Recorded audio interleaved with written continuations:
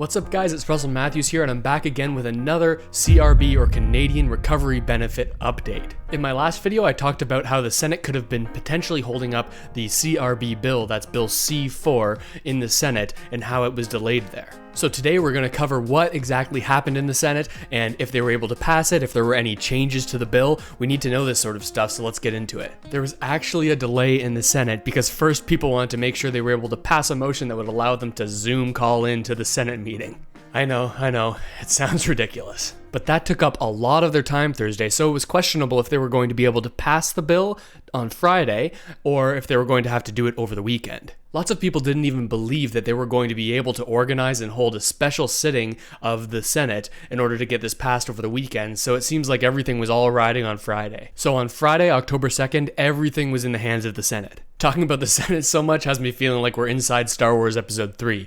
Just shows how much of a geek I am. Misa proposed that the Senate give immediately emergency powers to the Supreme Chancellor. There has been a lot of drama trying to get this bill passed through, first through the House of Commons where there was the most drama, and now in the Senate. But before we get into it, if you're new to the channel, I just wanted to stop and say, hey, how's it going? It's nice to meet you. My name is Russell Matthews, and I post videos about business, investing, finance, a little bit of real estate, and mostly personal finance topics that can help Canadians and people all around the world try to get themselves set up to live a better life. If that sounds like something you're interested in, or if you just want to stay up to date with all of this constantly changing CRB information, then make sure to hit that subscribe button because I'm going to be bringing you videos every single day when there's an update about information on the CRB. So make sure you stay informed by hitting that subscribe button and also the notification bell. With that said, let's take a look at what the Senate actually said and did. After protests from a group of senators about being able to hold these meetings remotely, we were kind of unsure if they were going to be able to pass the bill in enough time on Friday. But today, a whole bunch of senators were given an opportunity to speak about the bill, voice their concerns, or voice their support for it. One person who took a sort of negative stance on it was Don Plett, and he's the leader of the opposition in the Senate. Now, he's tightly tied with the Conservative Party, so it makes sense that he would have some negative words to say about this whole process. Why does this government insist on doing backroom deals instead of having a fulsome public debate? Why does this government constantly skirt around any accountability by limiting how often Parliament sits, shutting down committees, proroguing Parliament, and moving the debate on important bills in the backrooms? As you can probably tell, he wasn't too happy with the whole way that Liberals fast-tracked this bill, and he was actually suggesting that there were some backroom meetings with the NDP and with the Liberals to get this pushed through. The reason he thinks there were some backroom meetings was originally the NDP said, hey, we're not going to put through any bill unless it has all-around universal sick pay for Canadians across the country, regardless of COVID. A couple of days went by, and eventually the Liberals came back with this plan, hey, we're going to give people money if they need to stay home for COVID-related reasons. Don Plett and a whole bunch of other people think that there were a bunch of backroom meetings where the Liberals were able to negotiate with the NDP in order to get them to agree to only giving sick pay universally for people who are affected by COVID. You might be saying, Russell, why is that even a problem? They got it done, they negotiated, it's fine. To be honest, I tend to agree with you, but a lot of people want things done by the book to a T, and they should have been debating this sort of stuff actually in the House of Commons, not in backroom meetings where maybe records weren't kept of what was said. But in my eyes, they were able to negotiate, meet in the middle, and actually get something done. You have to admit, that's not all bad. Also, there were a bunch of other senators who made their own statements about the bill, but while I was watching this, it just kept seeming like, okay, you're saying the same thing over and over and over again. You would think that Canadian senators wouldn't want to waste each other's time just going over basically what the bill does again and again and again after they've already done it once. However, one senator did make a good point. This is Donna Dasko. It is inevitable that this legislation will not provide support for everyone in need, nor indeed for everyone affected by the pandemic. Still, it is very much needed and it is worthy of our support. I tend to agree with her. I think that this won't absolutely cover everybody. Some people are going to fall through the cracks, but regardless of if some people fall through the cracks, we really need to get this bill passed and through the Senate and up to royal assent where it's actually law. Another senator named Pierre Delphont highlighted another part of the bill that hasn't gotten a lot of attention, but I think is really important. I'm also glad to see that Bill C4 provides for a gradual reductions of CRB beyond a certain level of earned salary instead of a complete loss of benefits.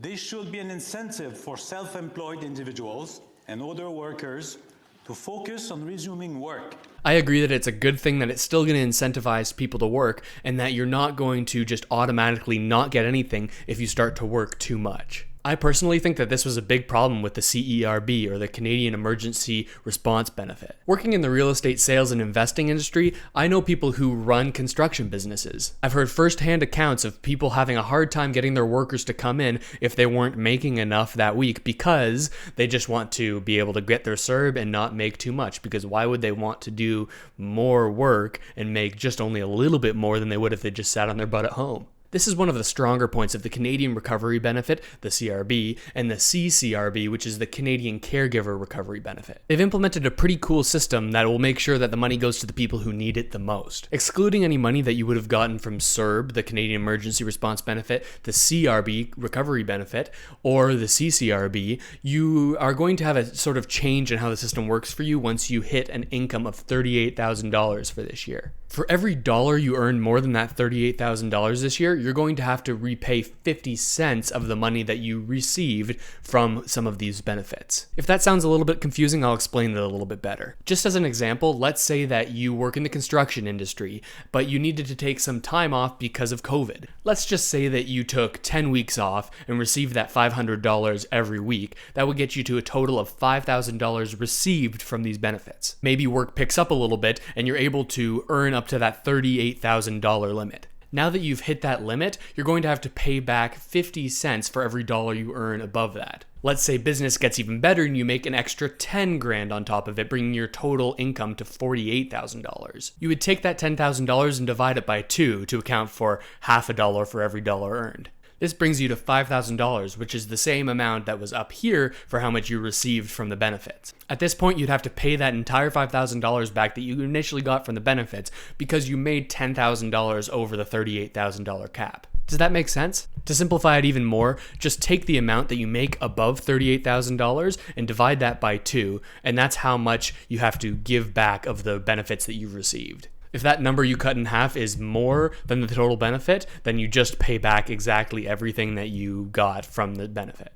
If that number that you've divided in 2 is lower than the amount of money you've received from the benefit, at that point you would only pay back however much proportionally it is that you owe. I'll probably make a longer video explaining exactly how this works in the future, but for now, if you have any questions about it, drop it in the comments. I've been responding to every single one I get, so comment down below, hit the subscribe button, and I'll be in touch with you. And now, back to what happened in the Senate. Like I was saying, so many senators came up and said the same thing over and over and over again, but eventually at the end of it, they were called to vote on whether or not they were going to pass the bill through Senate.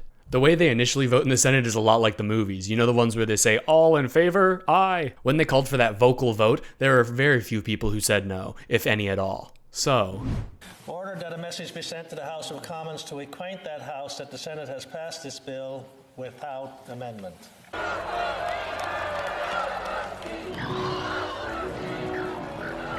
The Senate passed the bill, finally, and it's on its way to royal assent. And that just means that it needs to be signed by the Governor General to say, hey, this is actually law now. But don't worry, there's never really any problems there. He'll just sign it and then it becomes law because he's representing the Queen. Yeah, that's how our country works. But I know a lot of people are going to be happy about this because it means that it's super likely that we'll be able to actually hit those application dates that I talked about in this other video. As a recap, that was October 4th and October 11th. October 4th is for the CCRB and for the CSRB, and everybody else who's on that base CRB, the Canadian Recovery Benefit, it looks like that's going to be October 11th. At this point, it's pretty much guaranteed that all of these benefits we've been talking about are going to be the ones that are put in place. We'll see if they actually come out on schedule.